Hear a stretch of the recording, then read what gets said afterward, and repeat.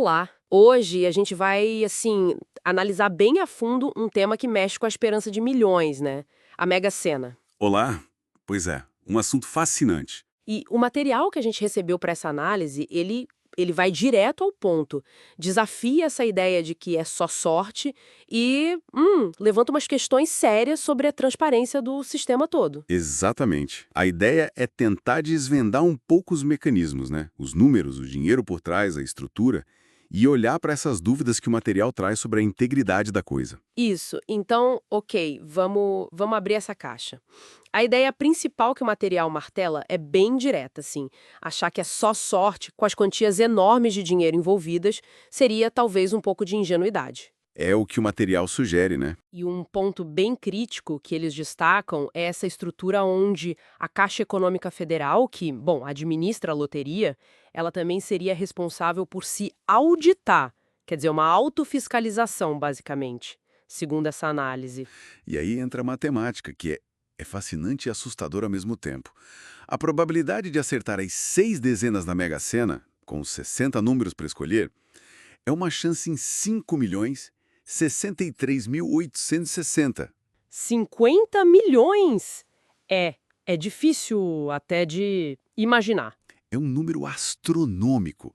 Para ter uma ideia assim mais concreta, se alguém quisesse garantir o prêmio, teria que apostar em todas essas combinações. Isso custaria mais de 250 milhões de reais. Nossa, quer dizer, muitas vezes mais do que o próprio prêmio principal que está em jogo. Exato. Então, do ponto de vista puramente matemático, para uma aposta simples, honesta, o retorno esperado é negativo. Não compensa financeiramente, olhando friamente os números. E os bolões, que tanta gente faz? Ah, os bolões. Claro, eles aumentam as chances do grupo, né? Se junta mais gente, mais apostas. Só que o prêmio, se vier, é dividido entre todos. E a probabilidade individual para cada pessoa ali no bolão continua mínima. Não muda essa realidade fundamental. Entendi. E aqui a análise financeira que o material traz fica bem interessante mesmo. A visão que eles apresentam é provocadora. Dizem que a Mega Sena talvez funcione menos como um jogo e mais como um imposto voluntário, sabe? Meio disfarçado de esperança.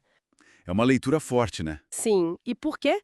Porque, segundo essas fontes, só uns 51% do total que eles arrecadam vai de fato para o prêmio bruto. Só metade, basicamente. Exato. E os outros 49%? Bom, essa fatia é enorme. O material detalha que vai para o governo federal para financiar um monte de coisa. Programas sociais, saúde, esporte, cultura, segurança. Seguridade Social, fundo penitenciário e, claro, cobrir as despesas da própria Caixa para operar a loteria, mas os impostos que incidem sobre o prêmio também. Então, o argumento central ali é que o Estado sempre garante a sua parte, né? Independente de quem ganha ou se alguém ganha, a banca, no caso o Estado, sempre vence de alguma forma. E isso, claro, leva direto para outra questão super importante que o material levanta: a transparência, ou a falta dela, né? Uhum. As notas que a gente analisou expressam uma preocupação real com um modelo de auditoria. Ele é descrito como sendo interno ou feito por órgãos que são parceiros do governo.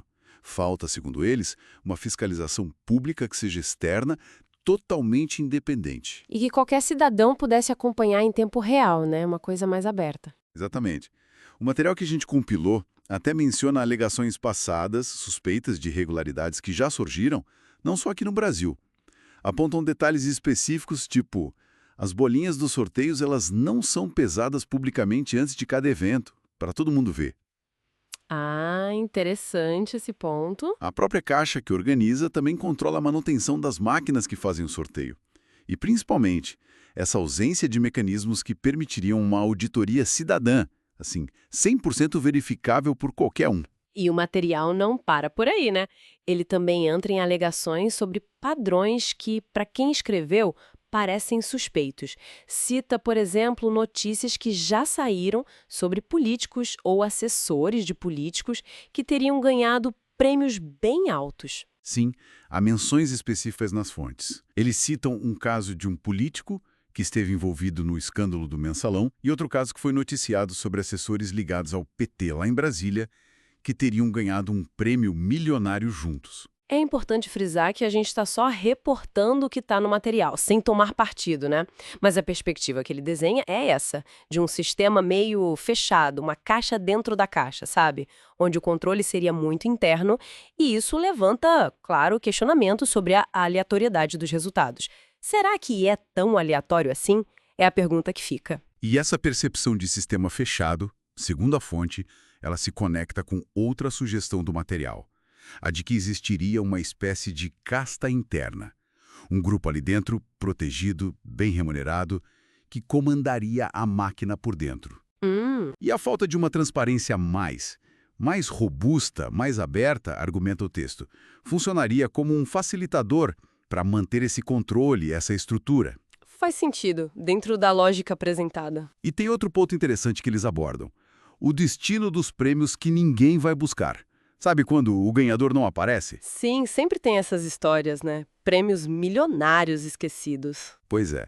E essa grana toda, que às vezes soma milhões, ela não volta para o pote para engordar os próximos prêmios para os apostadores, não. Ela vai direto para o FIES, o Fundo de Financiamento Estudantil, que é administrado lá pelo Tesouro Nacional. Ou seja, volta para o governo de novo por outro caminho. Exatamente. O material analisa isso bem fundo. A loteria ela não vende só a chance matemática, que a gente viu que é mínima. Ela vende o sonho, a fantasia de mudar de vida radicalmente, fugir da realidade do dia a dia. Aquele pensamento, né? Ah, se eu ganhasse. Quem nunca? Pois é, isso alimenta a esperança de muita gente. Então, o que tudo isso significa na interpretação que o material oferece? Que a Mega Sena funciona, talvez, como um mecanismo muito eficaz para manter as pessoas sonhando com essa solução mágica e individual, enquanto o sistema maior se beneficia dessa esperança toda. É uma análise bem crítica da função social do jogo, né? Sem dúvida.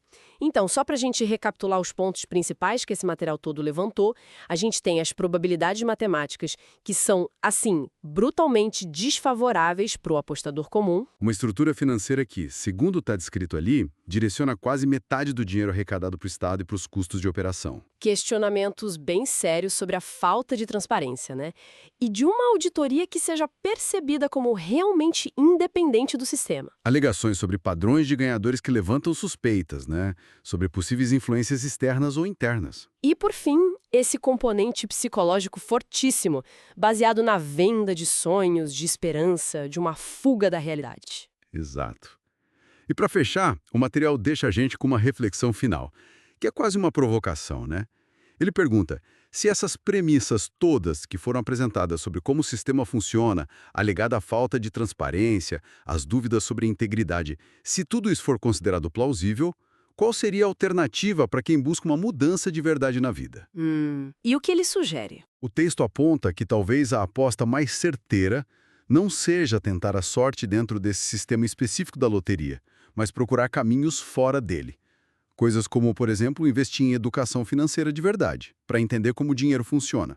Desenvolver outras fontes de renda, talvez. Isso. E buscar ativos, investimentos que não estejam tão diretamente sob o controle do Estado. É uma sugestão para pensar, né? Onde realmente vale a pena apostar as fichas. Com certeza. Fica essa questão no ar, então, para nossa reflexão. Se inscreve e deixa o like. Gratidão!